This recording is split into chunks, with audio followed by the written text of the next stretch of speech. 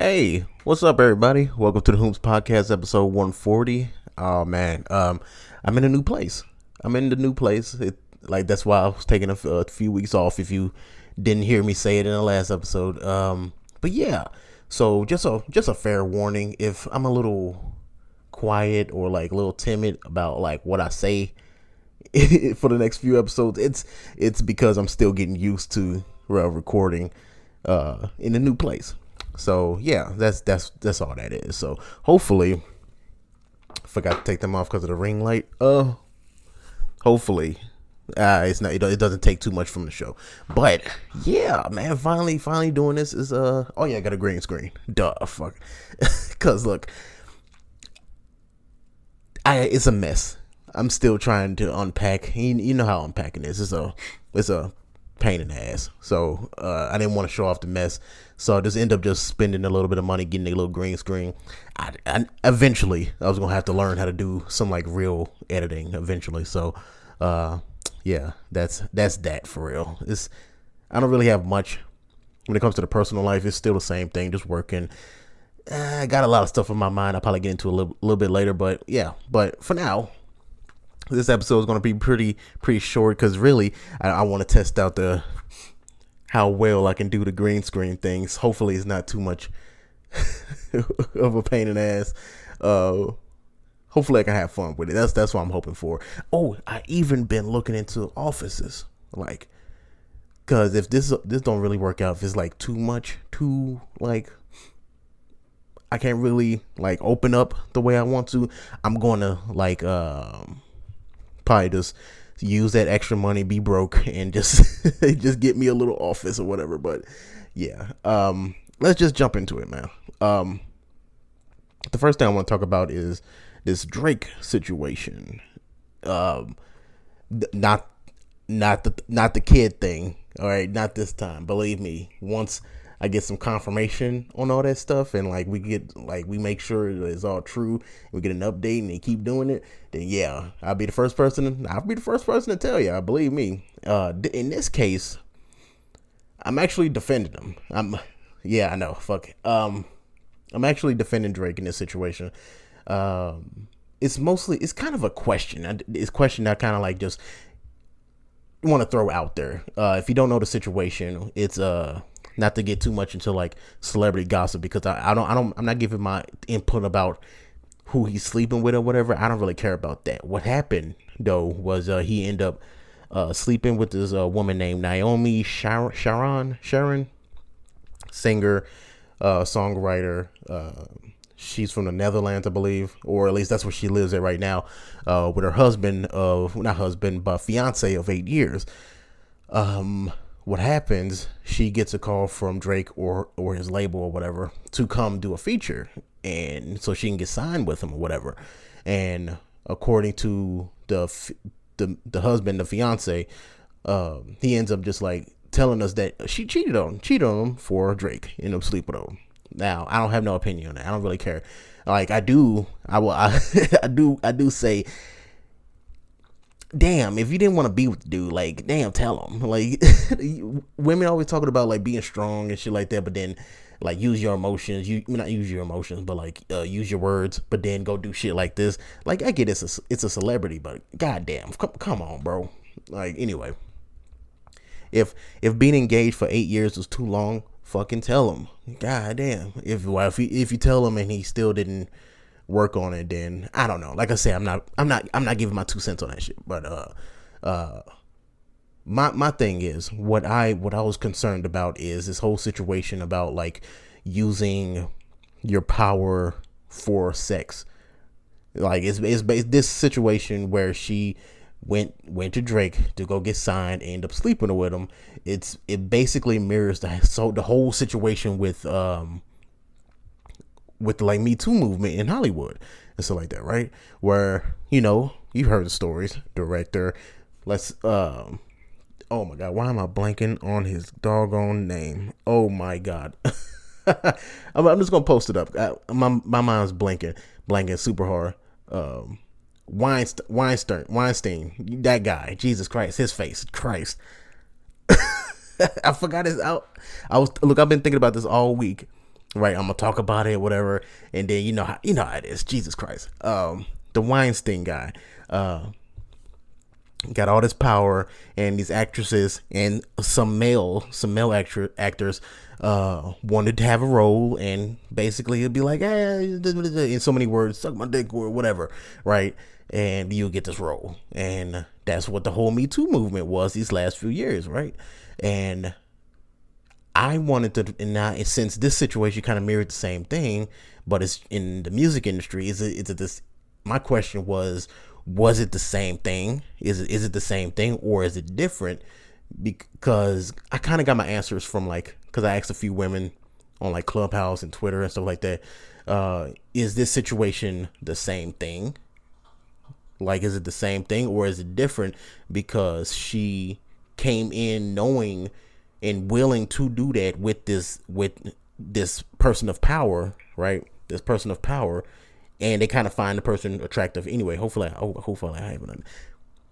Is it different because of that? Because they found the person attractive and kind of wanted to fuck this person anyway? It's like they was gonna fuck this person either way.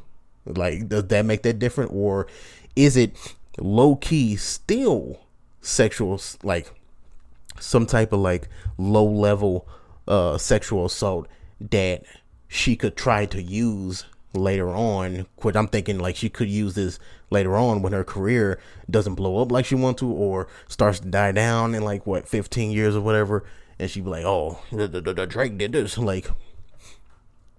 And she can't really do that because everybody knows the situation on how it started. Like, you left your husband, well, not left. Well, you left him.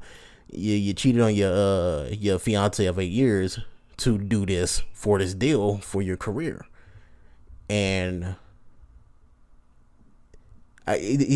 basically, does it make it different? Basically, that's the whole question. Or it's still the same thing. This guy still using his power to do whatever instead of just signing her for talent. Or is it different because she was already into it from the beginning? That's my whole thing, my whole concern. I kind of already got my answers, like I just said, because she already knew. So it's not this whole Me Too situation, but hopefully she doesn't try to use it. You know what I mean? But give me your opinion on it, right? I had it in the background. Hopefully, I'll leave a link to so that you can read it yourself. So I'm gonna add this to my reading list. But yeah. What else? Oh, I want y'all to watch this with me. Oh my God, if your thing don't turn on, I kind of want to test out my editing ability as well. It's not, you don't really have to see the whole thing, but basically a guy in Detroit, right? He ends up winning a lottery of like $30,000, right? $30,000, and he buys a $20,000 chain and ends up getting it snatched like almost immediately, right, at a gas station. Again, $30,000, bought a $20,000 chain in Detroit.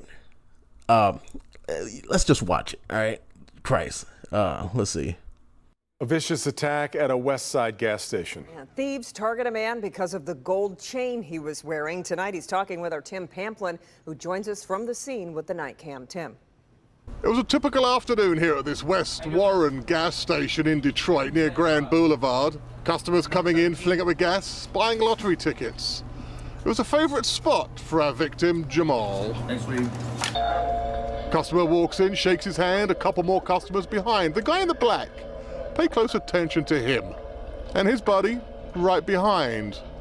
They're looking for some easy pickings, and Jamal is their target. I hit the lottery.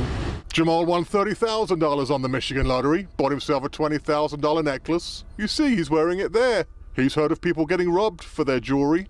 Yeah, it's a thing. So I was just looking around, making sure nobody ain't trying to get my chain, But they did get his chain. He walks out the store. The suspects were waiting. So I ran back, tried to get back into the gas station. They had grabbed me, tackled me down.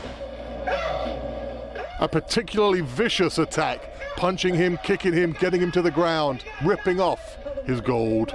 They took off running and jumped in their car and took off down Warren.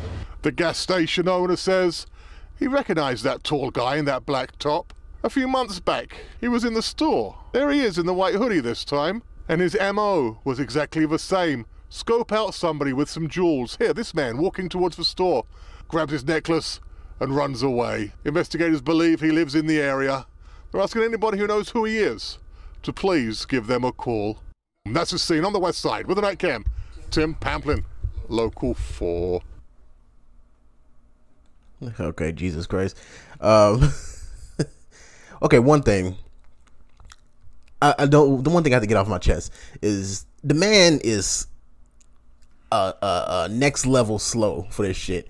It's like, one, not only did you not use that $30,000 to get the fuck out of Detroit, no, you use more than half of it to buy a fucking chain in Detroit.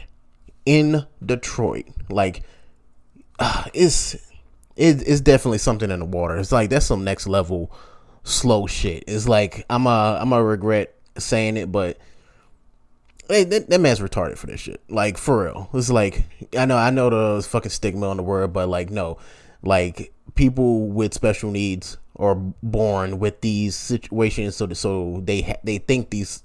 They don't think, they're not dumb, right? They're just born this way. But this dude, perfectly born, good mind, right? And he chose to be stupid. That's what I think it is. Hard, bro. It's like, Jesus Christ, man. And I know a lot of the comments were saying, it's like, oh, he's been waiting for a chain since like the 80s and shit like that. And he's basically was just over. I don't even got the words for it, man. It's like, damn, for real, bro. Then, if you paid attention to what he said in the video, right? He was saying that, oh yeah, he was aware that people were snatching chains in the area, and he still went with a $20,000 chain. Like, come on, man. Come on, have a little bit of sense, bro. And then you're not in shape. Like, not to talk about the guy, like, I already called him fucking hard R, Jesus Christ, but he's a fat dude. He's fat as fuck, and motherfuckers like him are snatching change, and you still just went your ass over there, like you can handle it yourself. Like, oh, like you said, he was like, I was looking around to make sure nobody was gonna snatch my chain. Like, what the fuck you was gonna do? Nothing. Like. God damn, bro. He did that to himself. I'm not even sad about it. And people he still has $10,000 left, but it's like most of that is going to be taxes. Most of that's going to be taxes. So like, if anything, he might have like roughly 5,000 left. Like, come on. Like, I don't even feel bad for the guy. Luckily nothing else bad happened to the dude. But yeah, I don't feel bad for him. It's like, Jesus Christ, dude. Like, use your brain. Like, he said it. I keep thinking about it. He said it himself that he knew dudes are doing it there, and it's in Detroit. Come on. And then, damn, they didn't even. Then the gas station attendant, they was like, yeah, he's done this before. Like. The dude who's snatching chains is the same dude. It's like they still haven't caught this dude. Like, or they caught him and they probably didn't do shit. They probably slapped him on the wrist and fucking sent him back out. It's like, come on. Chain snatching in 2021. Christ. But yeah, man. But yeah, man. That's really the two things that was on my mind these last few days. I've been super busy, y'all. I really just want to use this episode as a tester for the green screen and see what I can do with it and stuff like that. So yeah, shorter episode. Yeah, I'm just gonna leave it at this for real. So yeah, I'll see y'all next time.